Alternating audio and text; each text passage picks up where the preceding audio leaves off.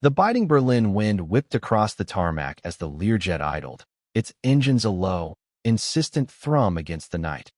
Inside, Jason Statham, known within the agency simply as Bishop, ran a gloved hand over the suppressed Heckler & Koch MP5 resting on his lap. His face, etched with the lines of countless operations, remained impassive, a mask honed over years of clandestine service. He wasn't comfortable. This op felt off, too clean, too simple.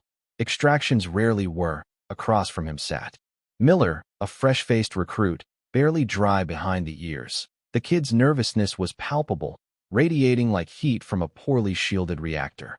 "Anything I can do, sir?" he stammered, adjusting his tactical gear. Bishop grunted, his eyes fixed on the distant glow of the city. "Just stay sharp. Miller, this isn't a training exercise." He didn't elaborate, but his gaze spoke volumes. Miller was a liability, a reminder of the agency's ever-lowering standards. They used to recruit the best. Now, it seemed, they just recruited. The target, a disgruntled Russian scientist named Volkov, was supposed to be a simple grab-and-go.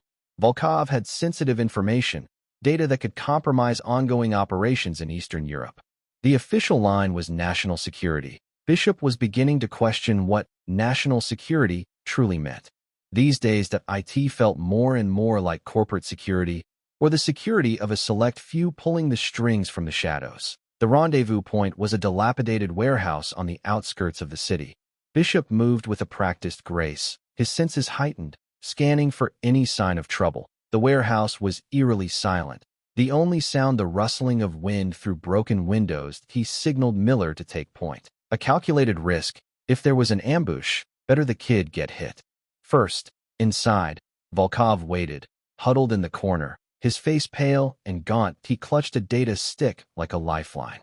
"You're here," he said, his voice raspy. "Thank God.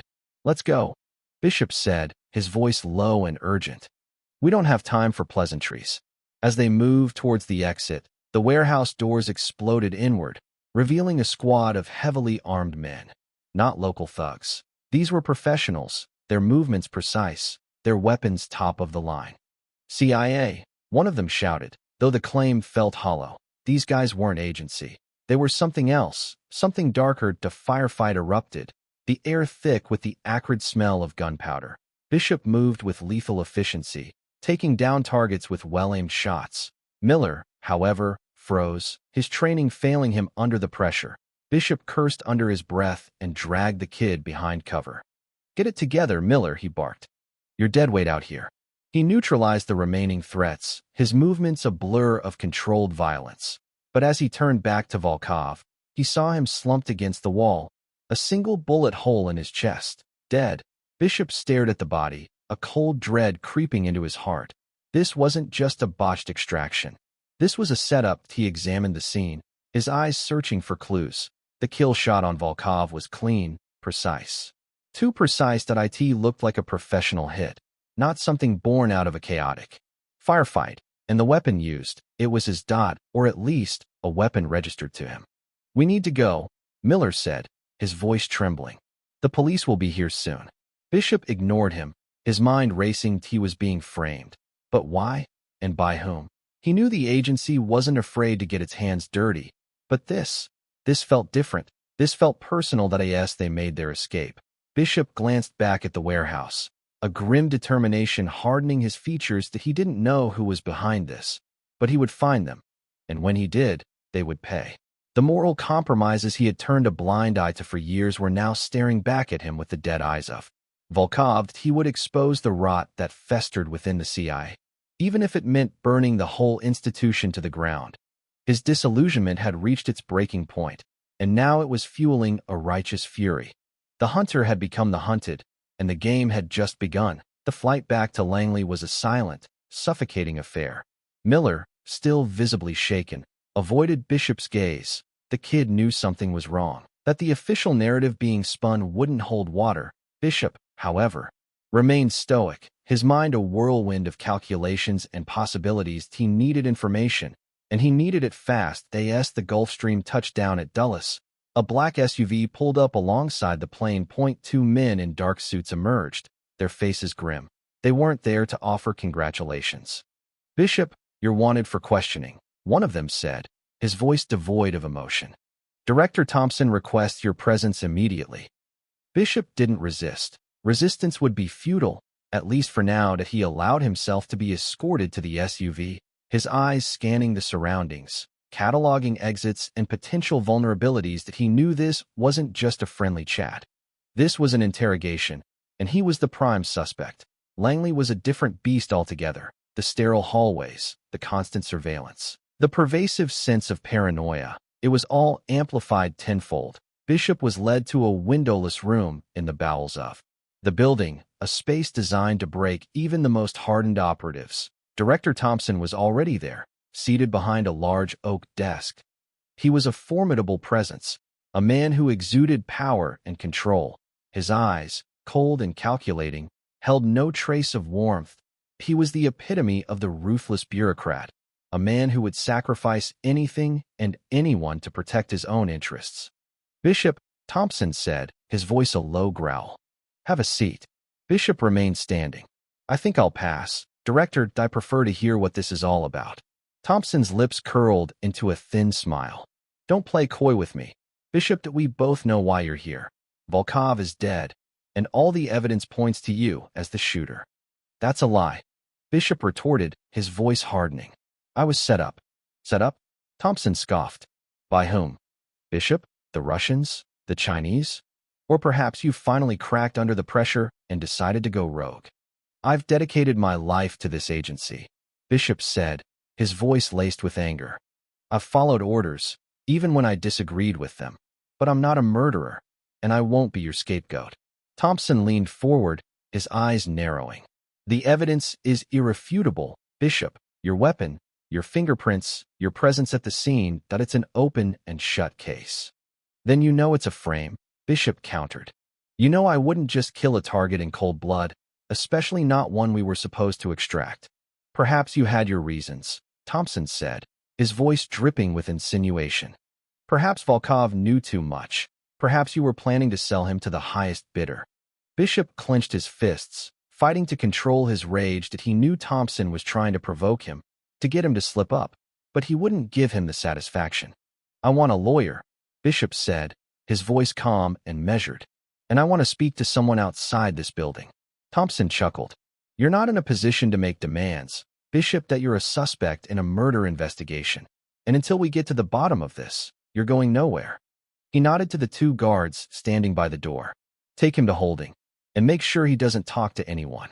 As the guards led him away, Bishop knew he was in deep trouble. He was being railroaded, and Thompson was leading the charge. He was officially a rogue agent, a traitor in the eyes of his own government. He was alone, with no one to trust.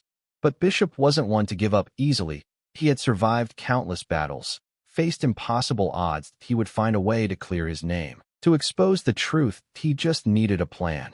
And he needed it fast. The walls were closing in, and he knew that time was running out. He was framed, branded a traitor, and now he had to fight not only for his freedom, but for his very life. The game had truly begun. The holding cell was a stark, featureless box that a steel door, a narrow cot, and a single, dim light bulb were the only occupants besides Bishop.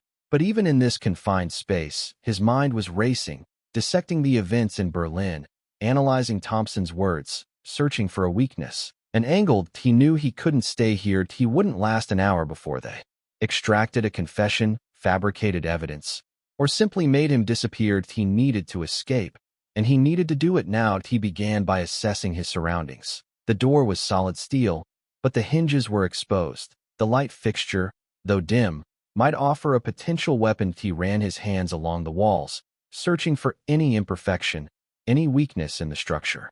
The guards outside were his primary concern. He could hear their muffled voices, their footsteps echoing in the corridor. He needed to create a distraction, something that would draw them away from the door. Even for a few precious seconds, he remembered a trick he'd learned during his early days in the agency. A way to manipulate the electrical system. It was risky, but it was his only option. That he waited for a lull in the guard's conversation. Then, with a sudden burst of energy, he kicked the cot against the wall, creating a loud, metallic clang. The guards immediately reacted, their voices rising in alarm. "What was that?" One of them barked. "Check it out," the other replied. Bishop knew he had only seconds. As the guards approached the door, he reached up and unscrewed the light bulb. Plunging the cell into darkness, he then smashed the bulb against the wall, creating a shower of sparks and a brief power surge. The guards fumbled with their keys, struggling to open the door in the darkness. This was his chance as the door swung open. Bishop lunged forward, catching the first guard off guard. He delivered a swift, precise blow to the guard's throat, rendering him unconscious. The second guard barely had time to react before Bishop disarmed him and used the guard's own weapon to knock him out cold. He quickly stripped the guards of their weapons and comms, then slipped out of the cell, melting into the shadows of the corridor. He knew that his escape wouldn't go unnoticed for long. The moment the guards were discovered, the entire facility would be on high alert. He had to move fast to find a way out of Langley before they locked down the entire building. He navigated the maze-like corridors, relying on his intimate knowledge of the building's layout. He had spent years working within these walls, and he knew every secret passage, every hidden vent. As he moved deeper into the facility, he could hear the alarms blaring, the sound echoing through the corridors. The lockdown had begun. "All personnel, this is a code red," a voice boomed over the intercom. "Bishop has escaped custody. Lockdown procedures are now in effect. Seal all exits. Locate and apprehend Bishop immediately." The hunt was on. Bishop knew that he was now facing impossible odds. He was one man against an army of highly trained security personnel, but he had a burning desire to clear his name and expose the truth. He would not be silenced. He reached a security checkpoint, a heavily guarded access point that controlled entry to the inner sanctums of Langley. He couldn't go through the front door. He had to find another way. He spotted a maintenance vent, a narrow opening in the wall that led to the building's ventilation system. It was a tight squeeze, but it was his only option. He pried open the vent cover and squeezed inside, crawling through the narrow, dusty tunnels. The air was thick with dust and grime, and the darkness was absolute. But he pressed on, driven by a desperate need to survive. As he crawled through the vents, he could hear the sounds of the manhunt intensifying. The security personnel were closing in, their voices echoing through the walls. That he knew that he was running out of time. He had to find a way out of this labyrinth, to escape the clutches of the CIA and expose the truth to the world. The lockdown was complete, but Bishop was a ghost in the machine, and he intended to use every skill he possessed to haunt those who framed him. Langley was no longer a fortress. It was his hunting ground. The ventilation system was a claustrophobic maze, a labyrinth of metal and dust. But for Bishop, it was a lifeline, a hidden pathway through the heart of Langley. He crawled through the narrow tunnels, his senses heightened, listening for any sign of pursuit. The sounds of the manhunt were growing fainter, but he knew they were still out there, closing in. That he needed to find a way to turn the tables, to go from being the hunted to the hunter. That he needed information, and the only place he could get it was within Langley itself. He had to access the agency's secure servers, to delve into the classified files and uncover the truth behind the frame-up. He navigated the ventilation system, using his knowledge of the building's blueprints to guide him. He knew that the vents led to various access points throughout the facility, including some that were rarely used or monitored. He reached a junction, a point where several vents converged. He paused, listening intently. He could hear voices in the distance, but they were muffled and indistinct. He needed to choose his path carefully, to avoid walking into a trap. He decided to take the vent that led towards the server room, the most secure area in Langley. It was a risky move, but it was also the most likely place to find the information he needed. As he crawled closer to the server room, he could feel the temperature dropping, the air growing colder. The vents were lined with insulation, designed to protect the sensitive equipment from the outside world. He reached an access panel, a small metal plate that covered a ventilation shaft leading directly into the server room. He carefully pried open the panel, revealing a narrow opening that looked down into the room below. The server room was a hive of activity, a brightly lit space filled with rows of humming computers. Technicians in white coats moved between the machines, monitoring their performance. Security cameras scanned the room, their lenses glinting in the light. Bishop knew that getting into the server room would be a challenge. The security was tight, and the risks were high. But he had no other choice. He waited for a moment when the technicians were distracted. Then he lowered himself down into the ventilation shaft. Clinging to the metal frame, he slowly lowered himself down, inch by inch, until he was hanging directly above the server room floor. He took a deep breath and released his grip. Dropping silently to the ground, he landed with a soft thud, his movements masked by the hum of the computers. He quickly scanned the room. Looking for a way to access the servers, he spotted a terminal, a computer workstation that was connected to the network. It was his only hope. He moved towards the terminal, his movements fluid and precise. He reached the workstation and began typing, his fingers flying across the keyboard. He needed to bypass the security protocols to gain access to the restricted files. He was a master hacker, a skilled programmer. He knew the ins and outs of the agency's computer systems that he had designed, many of them himself. He worked quickly, his mind focused, his fingers dancing across the keyboard. He bypassed the firewalls, cracked the passwords, and gained access to the restricted files. He began searching for information about the Berlin operation, about Volkov, about Director Thompson. He needed to find the evidence that would clear his name and expose the truth. As he delved deeper into the files, he began to uncover a disturbing pattern. He found evidence of secret operations, of covert assassinations, of illegal surveillance. He realized that the agency was involved in something far more sinister than he had ever imagined. He found a file labeled Project Nightingale. He opened it and began to read, his blood running cold. Project Nightingale was a black ops program, a shadow operation that was designed to destabilize foreign governments and manipulate world events. It was a rogue operation, operating outside the bounds of the law, accountable to no one. He realized that he had stumbled upon something that could bring down the entire agency. He had found the truth, the evidence that would expose the conspiracy and clear his name. But he also knew that he was now in even greater danger. He had become a threat to the most powerful people in the world. They would stop at nothing to silence him. The revelation of Project Nightingale sent a chill down Bishop's spine. That he now understood the depth of the corruption within the CIA, the lengths to which Director Thompson and his cohorts were willing to go. He had to get this information out, but he couldn't do it alone. He needed an ally, someone he could trust, someone who believed in justice. He thought of Sarah. Sarah Walker was an analyst in the intelligence division, a sharp, intelligent woman who had always struck him as having a strong moral compass. He had worked with her on several operations in the past, and he had always been impressed by her integrity and her dedication to the truth. But could he trust her now? In a building where everyone was a suspect, where paranoia was the norm, trusting anyone was a gamble. But he had no other choice. He needed to find a way to contact her, to reach out. Without exposing himself, he remembered a secure messaging system they had used on a previous mission, a system that was designed to be untraceable. It was a long shot, but it was worth a try. He accessed the system through the server room terminal, sending a coded message to Sarah's secure account. The message was brief, but it was enough to let her know that he was alive and that he needed her help. He waited anxiously for a response, his heart pounding in his chest. Every second felt like an eternity. He knew that if Sarah was compromised, if she was working with Thompson, he would be walking into a trap. Finally, a reply arrived. It was short and to the point, but it was enough to confirm that Sarah was on his side. She believed his innocence, and she was willing to help him expose the truth. She told him that she had been investigating the Berlin operation, that she had uncovered inconsistencies in the official reports. She had suspected that something was wrong, but she hadn't been able to prove it. Now, with Bishop's message, she had the confirmation she needed.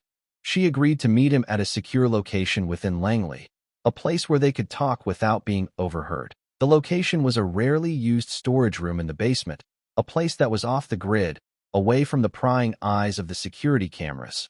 Bishop made his way to the storage room, moving through the shadows. Avoiding the patrols, he reached the room and slipped inside, waiting anxiously for Sarah to arrive. A few minutes later, the door creaked open, and Sarah stepped inside. She looked pale and nervous, but her eyes were filled with determination. "Bishop," she said, her voice barely a whisper. "I'm so glad you're alive. I need your help, Sarah," Bishop said, his voice urgent. I've uncovered something big, something that could bring down the entire agency. He told her about Project Nightingale, about the covert assassinations, about the illegal surveillance. He showed her the evidence he had found on the server. Sarah listened intently, her face growing more and more grim. She couldn't believe what she was hearing. She had always believed in the agency, in its mission to protect the country. Now, she was discovering that it was rotten to the core.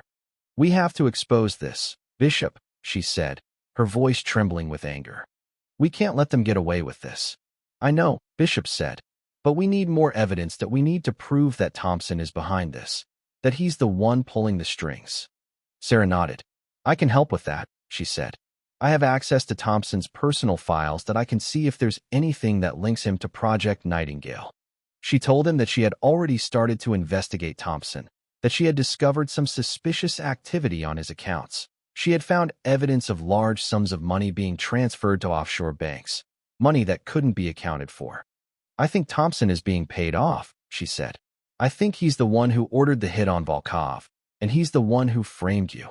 Bishop felt a surge of anger. He had suspected that Thompson was involved, but he hadn't realized the extent of his corruption. He was a traitor, a criminal who was using the agency for his own personal gain. "We have to stop him, Sarah," Bishop said. "We have to expose him before he can do any more damage." "I'm with you, Bishop," Sarah said, her voice filled with determination. "We'll bring him down together." The storage room felt colder now, the air thick with the weight of the information they were processing.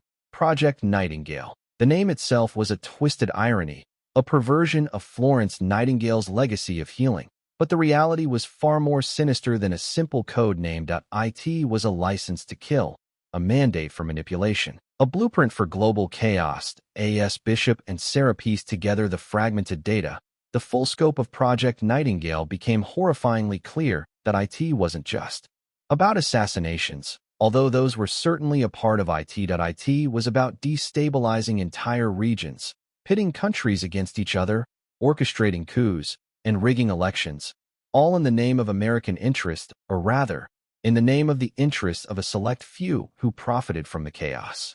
They discovered that Project Nightingale had been responsible for a string of violent conflicts across the globe, from the Middle East to South America. They had evidence of the agency funding rebel groups, supplying weapons to both sides of a conflict, and spreading disinformation to incite violence. The program was designed to create a power vacuum, to weaken governments and institutions, allowing the United States to exert its influence and control. But the consequences were devastating.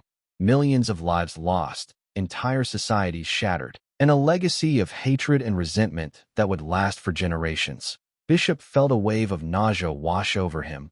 He had dedicated his life to serving his country, to protecting its interests, but he had never imagined that his loyalty would be used to justify such blatant acts of aggression and manipulation. He had been a pawn in a game he didn't even understand, a tool in the hands of men who were willing to sacrifice anything for power. Sarah, her face pale and drawn, continued to sift through the files. She found evidence that Volkov, the Russian scientist Bishop was supposed to extract in Berlin, had been a whistleblower, a man who had stumbled upon Project Nightingale and was threatening to expose it to the world. That's when it clicked. The Berlin operation wasn't just a botched extraction. It was a carefully orchestrated hit, designed to silence Volkov and frame Bishop in the process. Bishop had been chosen as the scapegoat because he had been growing increasingly disillusioned with the agency, because he had started to question the morality of their actions. Thompson and his cohorts had seen him as a liability, a loose end that needed to be tied up. They had used him as a pawn in their game, setting him up to take the fall for their crimes. "They framed you, Bishop," Sarah said, her voice trembling with anger. "They framed you to silence you, to make sure you didn't expose Project Nightingale." Bishop felt a surge of rage. He had been betrayed by the people he had trusted, used and manipulated for their own selfish purposes. He had been willing to die for his country, but they had been willing to sacrifice him for their own gain. "We have to stop them, Sarah," Bishop said, his voice hardening. "We have to expose Project Nightingale to the world. We can't let them get away with this." "I know," Sarah said. "But how?" "They control everything. They control the media, the government, the entire agency. How can we fight them?" "We have to find a way," Bishop said. "We have to find someone who will listen, someone who will believe us that we have to find a way to get this information out to the public, to expose the truth to the world." He knew that it would be a long shot, that the odds were stacked against them, but he refused to give up. He had been framed, betrayed, and hunted. But he would not be silenced. He would fight back, and he would expose the truth, no matter the cost. Project Nightingale had to be stopped, and he was the only one who could do it. His personal vendetta had now become a moral imperative, and he would see it through to the end. "We need to confront Thompson," Bishop stated, his voice hard with resolve. "He's the head of the snake. Expose him, and the whole operation crumbles." Sarah hesitated. "That's suicide, Bishop, that he's surrounded by security to he'll have us killed on sight." "Maybe," Bishop conceded. "But we can't just sit here and wait for them to find us. That we need to take the fight to him. Besides, I have a feeling he'll want to hear what we know, that he'll want to see if he can buy us off, or convince us to keep quiet. And if he can't, then we fight." Their plan was audacious, bordering on insane. They would use Sarah's access to navigate the restricted areas of Langley, bypassing security checkpoints and surveillance cameras. They would make their way to Thompson's office, and they would confront him face to face. They moved through the facility like ghosts, their movements precise and coordinated. Sarah used her security clearance to disable alarms and open doors, while Bishop provided the muscle, taking down any guards who stood in their way. They reached Thompson's office, a heavily fortified suite on the top floor of the building. The door was guarded by two heavily armed men, their faces grim and impassive. "CIA," Sarah said, flashing her badge. "We need to speak to the director immediately. It's urgent." The guards hesitated, their eyes narrowed with suspicion. But Sarah's badge was legitimate, and her demeanor was convincing. They stepped aside, allowing her to enter the office. Bishop followed close behind, his hand resting on the butt of his pistol. Thompson was seated behind his desk, his face betraying a flicker of surprise before settling back into its usual mask of composure. "Sarah," he said, his voice cool and controlled. "What an unexpected pleasure. And Bishop, I see you've decided to join the party. That I must admit, I'm disappointed. I thought you were smarter than this." "We know about Project Nightingale, Thompson," Bishop said, his voice cold and hard. "We know about the assassinations, the manipulations, the lies. That we know everything." Thompson's eyes narrowed. "You've been busy," he said, his voice laced with contempt. "But knowing is one thing. Proving it is another, and I doubt you have enough evidence to convince anyone." "We have enough," Sarah said, her voice firm. "We have the files, the documents, the names. That we know everything you've done." Thompson chuckled. "Even if you did, who would believe you? You're a rogue agent, Bishop, a wanted man. And you, Sarah, you're just an analyst. Your word against mine? It's laughable." "We're going to expose you, Thompson," Bishop said. "We're going to expose Project Nightingale to the world. We're going to bring you down." Thompson's composure finally cracked, his face twisted with rage, his eyes burning with hatred. "You think you can stop me?" he snarled. "You think you can expose me? You have no idea who you're dealing with. That I control everything. That I can make you disappear, just like I made Volkov disappear." "You ordered the hit on Volkov," Bishop said, his voice filled with disgust. "You framed me to silence me." "Of course I did," Thompson said, his voice dripping with arrogance. "He was a threat, and you were a liability. It was a simple calculation, nothing personal." "It's over, Thompson," Sarah said. "We have enough evidence to put you away for life." "You're wrong," Thompson said, his eyes gleaming with malice. "It's just beginning." He reached for a button on his desk, signaling for his guards. But Bishop was faster. He lunged forward, knocking Thompson out of his chair and onto the floor. The room erupted into chaos. That Thompson's guards rushed in, firing their weapons. Bishop and Sarah dove for cover, returning fire. A brutal firefight ensued, the air thick with the smell of gunpowder. Bishop moved with lethal precision, taking down the guards with well-aimed shots. Sarah provided cover fire, her movements surprisingly agile and deadly. Thompson, despite his age and his desk-bound existence, was a formidable opponent. He was a skilled fighter, trained in hand-to-hand combat. He engaged Bishop in a brutal brawl, their fists flying, their bodies slamming against the walls. The fight was fierce and unrelenting. Bishop and Thompson exchanged blow after blow, each refusing to give an inch. Bishop used his superior strength and agility to gain the upper hand, landing a series of devastating punches that left Thompson battered and bruised. Finally, Bishop delivered a final, crushing blow, knocking Thompson unconscious. He stood over him, his chest heaving, his face streaked with sweat and blood. "It's over, Thompson," Bishop said, his voice filled with contempt. "You're finished." With Thompson unconscious on the floor, Bishop knew they couldn't linger. They had to get out of Langley, and they had to get the evidence of Project Nightingale to the outside world. "We need to download everything, Sarah," Bishop said, his voice urgent. "Every file, every document, every name, everything that can expose this operation." Sarah nodded, her fingers flying across Thompson's computer, copying the files onto a secure hard drive. "It's going to take a few minutes," she said, her brow furrowed with concentration. "The files are heavily encrypted." "We don't have a few minutes," Bishop said, his eyes scanning the hallway. "The alarms are going to go off any second now. They'll be swarming this place." As if on cue, the alarms blared to life, their piercing sirens echoing through the building. The lockdown was now in full effect, and every security officer in Langley would be converging on Thompson's office. "Almost there," Sarah said, her voice strained. "Just a few more files." Suddenly, the door burst open, and a squad of security personnel stormed into the room, weapons drawn. "CIA, freeze!" one of them shouted. Bishop didn't hesitate. He grabbed Sarah and Dove for cover, returning fire. The room erupted into another firefight, the air thick with the smell of gunpowder and the deafening roar of gunfire. Bishop moved with lethal efficiency, taking down the security personnel with well-aimed shots. He used his knowledge of the building's layout to his advantage, using the furniture and the walls as cover.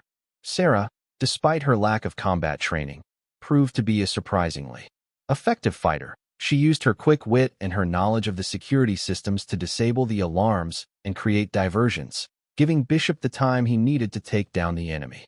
"Got it," Sarah shouted, holding up the hard drive. "All the files are downloaded.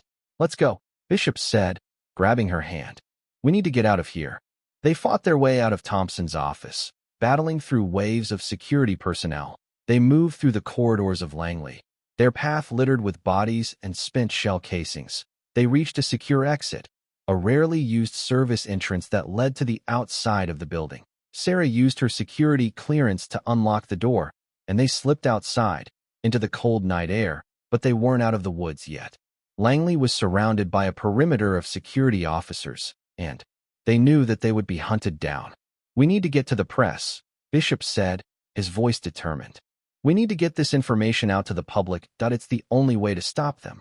They made their way to a nearby safe house, a location that Bishop had used in the past for clandestine operations. They knew that it wouldn't be long before the agency found them, but it was the only place they could go to regroup and plan their next move to the safe house. They reviewed the files they had downloaded from Thompson's computer. They were filled with damning evidence of Project Nightingale, detailing the assassinations, the manipulations, and the lies.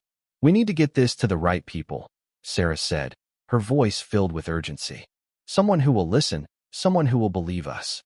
Bishop thought for a moment. He knew that most of the mainstream media was controlled by the government, that they would never publish anything that would damage the agency. But there was one journalist he trusted, a veteran reporter named David Miller, who had a reputation for uncovering the truth, no matter the cost. "I know someone," Bishop said. "He's a long shot, but he's our only hope."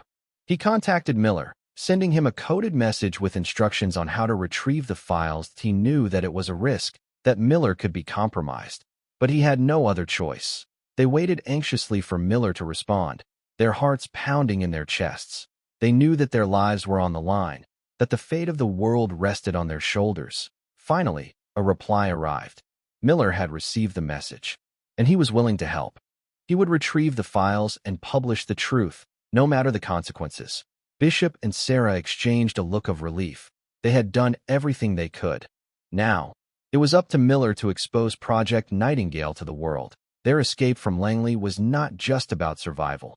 It was about delivering the truth, a truth that could shatter the foundations of power and expose the dark secrets that lay hidden within the CIA. The fight was far from over, but they had taken the first crucial Step. The safe house was a temporary sanctuary, a brief respite before the storm. Bishop and Sarah knew that it was only a matter of time before the agency tracked them down. They had to trust that David Miller would come through, that he would publish the truth before it was too late. The next few hours were agonizing. They watched the news, monitoring the headlines, waiting for any sign that Miller had received the files and was preparing to go public. But there was nothing. The news was filled with reports of Bishop's escape from Langley, portraying him as a rogue agent, a traitor to his country. "He's not going to do it," Sarah said, her voice filled with despair. "They got to him. They silenced him. We can't give up hope," Bishop said, his voice firm. "Miller is a good man, that he wouldn't betray us." Just as Sarah was about to lose all hope, the news broke that a small, independent website published a series of articles detailing Project Nightingale, exposing the assassinations, the manipulations, and the lies. The articles were accompanied by leaked documents, emails, and photographs, providing irrefutable evidence of the agency's crimes. The story spread like wildfire, igniting a firestorm of controversy. The mainstream media, initially hesitant to report on the story, were forced to follow suit. Their headlines screaming about the CIA's rogue operation. The public was outraged. Protests erupted in cities across the country, demanding answers and accountability. The U.S. government was thrown into chaos, with politicians scrambling to distance themselves from the scandal. The CIA was in damage control mode, attempting to discredit the leaks and deny any wrongdoing. But the evidence was overwhelming, and their denials fell on deaf ears. Director Thompson was immediately suspended from his position, and a congressional investigation was launched to determine the full extent of the agency's involvement in Project Nightingale. "He did it," Sarah said, her voice filled with relief. "Miller did it, that he exposed them." Bishop allowed himself a small smile. "He's a good man," he said. "He did what was right." But their victory was short-lived. They knew that the agency wouldn't let them get away with this. They would be hunted down, silenced, and erased. "We need to disappear," Bishop said. "We need to go somewhere they'll never find us." They packed their bags and prepared to leave the safe house, knowing that their lives would never be the same. They were now fugitives, hunted by the very organization they had sworn to protect. As they stepped out into the night, they could hear the sound of sirens in the distance, growing louder and closer. The agency was closing in. They ran, their hearts pounding in their chests, knowing that their fight was far from over. They had exposed Project Nightingale to the world, but they had also made themselves targets. They would have to stay one step ahead of the agency, constantly looking over their shoulders, knowing that their lives were in constant danger. The scandal that rocked the CIA and the U.S. government was just the beginning. The public exposure of Project Nightingale had unleashed a force that could not be contained. The truth was out there, and it would continue to spread, exposing the corruption and the lies that had been hidden for so long. But Bishop and Sarah knew that they would have to pay a heavy price for their actions. They had become enemies of the state, and they would be hunted until the end of their days. The sirens faded behind them as Bishop and Sarah raced through the night, knowing that the agency's pursuit was relentless. They were ghosts, shadows, moving from one temporary hideout to another, always one step ahead of their pursuers. But they knew it couldn't last. The agency had resources beyond imagination, and they would eventually be caught. What they didn't anticipate was that they weren't just being hunted by the agency. They were also being hunted by Thompson. Stripped of his power, exposed as a traitor, Thompson had gone rogue. He had access to a network of contacts, resources, and Black Ops specialists, and he was determined to silence Bishop and Sarah permanently, to bury the truth about Project Nightingale for good. They received a coded message from Miller, warning them that Thompson was on their trail. Miller had sources within the agency who were still loyal to him, and they had provided him with information about Thompson's plans. "He's coming for you," Miller's message read. "He's not going to let you live. Be careful." Bishop and Sarah knew that they had to prepare for a final showdown. They couldn't keep running forever. They had to confront Thompson and put an end to his reign of terror. They decided to set a trap, to lure Thompson into a confrontation on their terms. They chose a remote location in the mountains, an abandoned logging mill that was isolated and defensible. They knew that Thompson would come, and they would be ready for him. They fortified the mill, setting up traps and preparing their weapons. They knew that they were outnumbered, But they had the element of surprise, and they were determined to fight to the death as darkness fell. They heard the sound of vehicles approaching. Thompson had arrived at a squad of heavily armed men stormed the mill, their weapons drawn. Bishop and Sarah opened fire, unleashing a barrage of bullets that cut down the attackers. That a fierce firefight ensued. The air thick with the smell of gunpowder and the deafening roar of gunfire. Bishop and Sarah fought with skill and determination, using their knowledge of the mill's layout to their advantage. But Thompson's men were relentless. They kept coming, wave after wave, their numbers overwhelming Bishop and Sarah's defenses as the battle raged. Thompson emerged from the shadows, his face twisted with rage. He was armed with a pistol, and his eyes were filled with hatred. "It's over, Bishop," Thompson said, his voice filled with malice. "You can't stop me. Project Nightingale will continue, with or without you." "It's over for you, Thompson," Bishop said, his voice cold and hard. "You're finished." He charged at Thompson, their bodies colliding in a brutal hand-to-hand fight. They exchanged blow after blow, each refusing to give an inch. Thompson was a skilled fighter, but Bishop was stronger, faster, and more determined. He used his superior strength and agility to gain the upper hand, landing a series of devastating punches that left Thompson battered and bruised. Finally, Bishop delivered a final, crushing blow. Knocking Thompson to the ground, he stood over him, his chest heaving, his face streaked with sweat and blood. "It's over, Thompson," Bishop said, his voice filled with contempt. "You're finished." Thompson looked up at him, his eyes filled with defeat. "You may have stopped me," he said, his voice weak. "But you can't stop Project Nightingale. That it's bigger than me, it's bigger than you. It will continue, no matter what." Bishop didn't respond. He knew that Thompson was right. Project Nightingale was a deeply entrenched operation, and it would be difficult to eradicate completely. But he had done what he could to expose the truth, to bring down the people responsible, and to make the world a little bit safer. As the authorities arrived, Bishop and Sarah were taken into custody, but they were not treated as criminals. The evidence they had provided had cleared Bishop's name, and he was exonerated of all charges. The exposure of Project Nightingale led to a massive shakeup in the CIA, with dozens of officials being arrested and prosecuted. The program was officially shut down, and steps were taken to prevent such abuses from happening again. Bishop was offered his job back, but he refused. He had lost his faith in the agency, and he could no longer serve an organization that was capable of such corruption and deceit. That he and Sarah disappeared, leaving their old lives behind. They knew that they would always be hunted, that they would never be truly safe. But they had done what was right, and they had exposed the truth to the world. They had earned their freedom, and they would live their lives on their own terms, forever vigilant, forever fighting for justice. Their explosive confrontation had not only defeated Thompson, but had also cleared Bishop's name, although it left him permanently outside the system. A free man, but forever marked by the shadows he had exposed.